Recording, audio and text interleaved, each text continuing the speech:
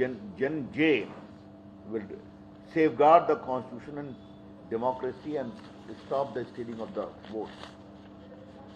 क्या कहना चाहते हैं राहुल गांधी? आप कहना क्या चाहते हैं? कि एक जेन जे के नाम पर देश में आप अराजकता फैलाना चाहते हैं? ये बहुत गंभीर सवाल है। और ये पूरा ट्वीट किया गया और उनका इकोसिस्टम ने जेन जे के नाम से ट्वीट करना शुरू किया। ये बहुत गंभीर विषय है। राहुल गांधी जानबूझकर लोकतंत्र को कमजोर कर रहे हैं, देश में अराजकता फैलाना चाहते हैं और हिंसा अराजकता को उकसा रहे हैं।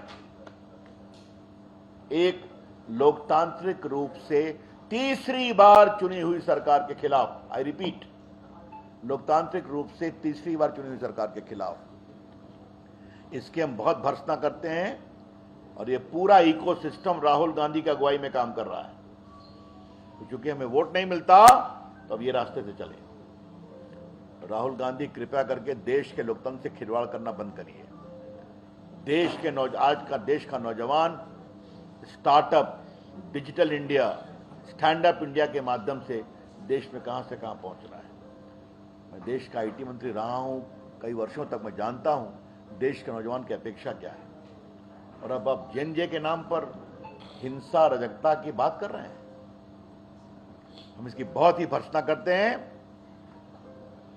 राहुल गांधी जितना बोलते हैं उतना ही अपने को एक्सपोज करते हैं, जितना ही बोलते हैं उतना ही अपनी पार्टी को कमजोर करते हैं। अब मैं कांग्रेसियों से यही कह सकता हूं कि आप ही संभालिए राहुल गांधी को। 3 बार तो आपका भविष्य देख लिया गया। कितनी उम्र हो गई उनकी? 55 साल।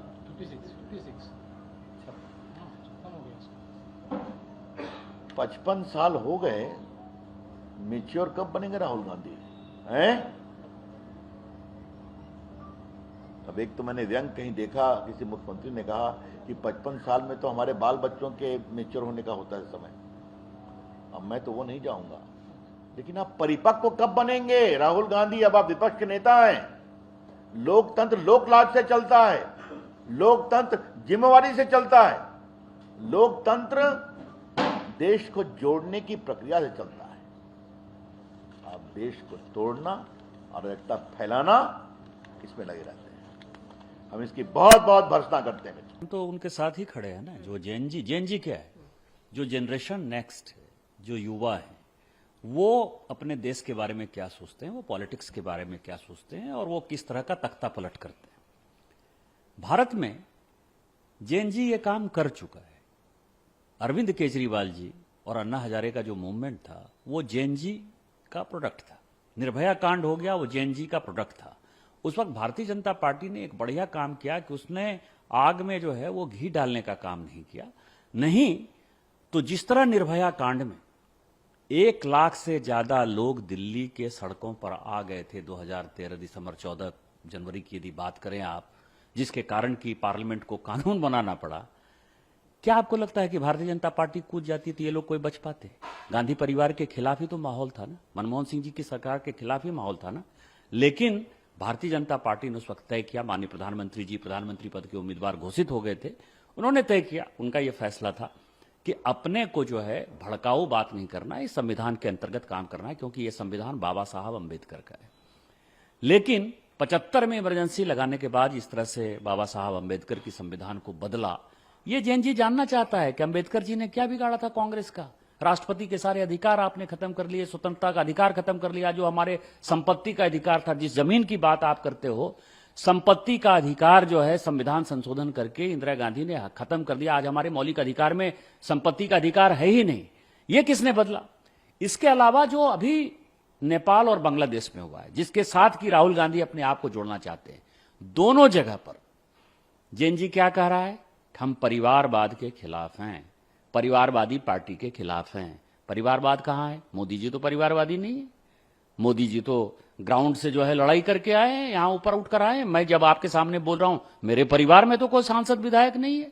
मैं भी एक छोटे से गांव से उठकर जो है यहां आया हूं। जवाहरलाल नेहरू, इंदिरा गांधी, राजीव गांधी, सोनिया गांधी, इसके बाद राहुल गांधी। प्रियंका गांधी, उसके बाद प्रियंका गांधी जी के बेटे भी हो सकता है आ जाए। रॉबर्ट वाड्रा साहब रोज कहते हैं कि मैं आंदोलन करना चाहता हूं, मैं चुनाव लड़ना चाहता हूं। तो जैन जी के आंदोलन को यदि वो उठाना चाहते हैं तो हम तो राहुल गांधी के साथ हैं। पूरी गांधी फैमिली देश छोड़ती हुई नजर आएगी। दूसरा जैन जी ने क्या किया, जो नेपाल और बांग्लादेश से उदाहरण है, भ्रष्टाचार के खिलाफ। भ्रष्टाचार किसने किया? पूरे 2G, 4G, 3G, CG, कोयला घोटाला हो, बोफोर्स घोटाला हो, जितने घोटाले आप कर लिए, जीप घोटाले से लेकर यदि आप 2G और 3G और कॉमनवेल्थ घोटाले तक जाएंगे, सबके सब कांग्रेस ने किए। 11 साल से हमारी सरकार चल रही है, हमारे ऊपर एक भी घोटाले का इतना छोटा सा भी जो है कोई हमारे ऊपर आरोप नहीं है, टीका टिप्पणी नहीं है। तो दूसरा जैन जी जो कह रहा है भ्रष्टाचार में कौन चले जाएंगे, वो जाएंगे कि नहीं जाएंगे। तीसरा बात जो जैन जी कह रहा है, क्या कह रहा है, वो ये कह रहा है कि हम संविधान में संशोधन करेंगे। वो बांग्लादेश को इस्लामिक राष्ट्र बनाना चाहता है, नेपाल को हिंदू राष्ट्र बनाना चाहता है, ये जैन जी कहता है। मेजोरिटी भारत में यहां है, हम सेकुलर हैं और आई एम प्राउड कि हम सेकुलर हैं और सेकुलर रहना चाहिए, संविधान में जो बाबा साहब अंबेडकर ने कहा है। लेकिन जैन जी जब हिंदू राष्ट्र की तरफ बढ़ेगा तब आप क्या करोगे? तो क्या इस देश को हिंदू राष्ट्र बना दोगे आप? जैन जी यही तो कहेगा। ये तीनों मुद्दे जो हैं, और परिवारवाद में यदि आप देखिए, केवल गांधी परिवार ही नहीं, जो विपक्ष की पार्टियां उनको साथ दे रही हैं, मुलायम सिंह यादव जी के बाद अखिलेश यादव जी हैं, करुणानिधि जी के बाद स्टालिन साहब हैं, बाला साहब ठाकरे के बाद उद्धव ठाकरे, उसके बाद आदित्य ठाकरे हैं। जो भी पॉलिटिकल, लालू प्रसाद जी के साथ आप देखिए, लालू प्रसाद जी के साथ तेजस्वी यादव हैं, मीसा भारती जी हैं, ये सारे लोग, ममता बनर्जी के बाद अभिषेक बनर्जी हैं, जो भी कांग्रेस को साथ दे रहे हैं वो सब परिवारवादी पार्टियां। आपको क्या इनका भविष्य नजर आता है? तो मुझे लगता है कि गृह युद्ध राहुल गांधी इस देश में भड़काना चाहते हैं, और इसी गृह युद्ध के आधार पर नेहरू जी ने, उनके दादाजी ने इस देश का बंटवारा किया। उसी गृह युद्ध को करा के जेएनजी जैसे मुद्दे को उठाकर ये इस देश के टुकड़े टुकड़े करना चाहते हैं। सोरोस फाउंडेशन के साथ मिलकर भारतीय जनता पार्टी जेएनजी के आंदोलन के साथ रहेगी।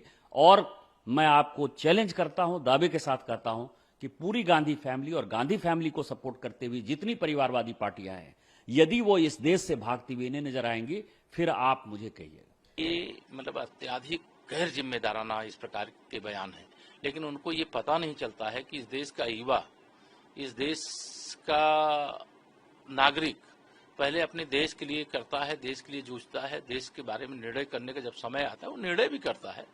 और यह कोई राजतंत्र वाली व्यवस्था नहीं है कि कौन होए हमें कहानी, चेरी छोड़ना होए बरानी। अब तो समय वो आ गया है कि जनता जिसको चाहती है उसको चुनती है, जिसको चाहती है देश और प्रदेश की बागडोर सौंपती है। यह कांग्रेस लगातार चुनाव हार रही है, इसके कारण बौखला गई है। और श्री राहुल गांधी जी जैसा भारत के इतिहास में अपरिपक्व नेतृत्व कभी देखने को नहीं मिला। The focus to something else, and whatever the narratives Pakistan creates, same narrative is propounded by Rahul Gandhi and his company here in India. So we have realized in last so many years, whatever Rahul Gandhi and his left group speaks about and tries to create a narrative in India, same thing is found to be used by the anti-Indian groups and the elements in Pakistan. So that similarity we have found over the years. बार बार की हार और जनता के द्वारा भ्रष्ट युवराज व युवरानियों को नकारे जाने के बाद हताशा, निराशा में वैकुंठित मानसिकता से राहुल गांधी मुंगेरी लाल के हिंसक सपने आजकल देख रहे हैं। हिंसक सपने।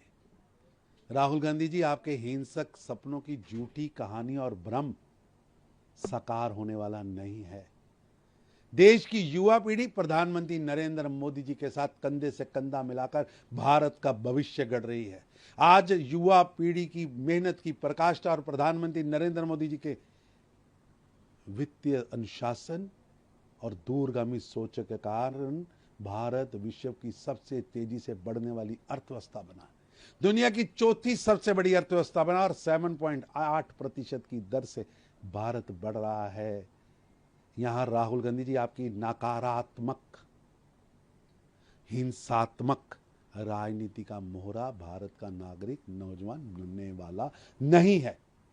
भारत में जेन जी किसी विदेशी आका की टूल किट पर नाचने वाली पीढ़ी नहीं है, बल्कि आत्मनिर्भर और सशक्त भारत का निर्माण करने वाली जिम्मेदार, समझदार, मेहनतकश पीढ़ी है। राहुल गांधी की भारत विरोधी इरादे, मंसूबे कभी पूरे नहीं होंगे, क्योंकि देश की पीढ़ी प्रधानमंत्री मोदी जी के साथ राष्ट्रभक्ति में लीन होकर विकास की पराकाष्ठा की ओर आगे बढ़ चुकी है और भारत को विकसित भारत बनाने के संकल्प में लगी है।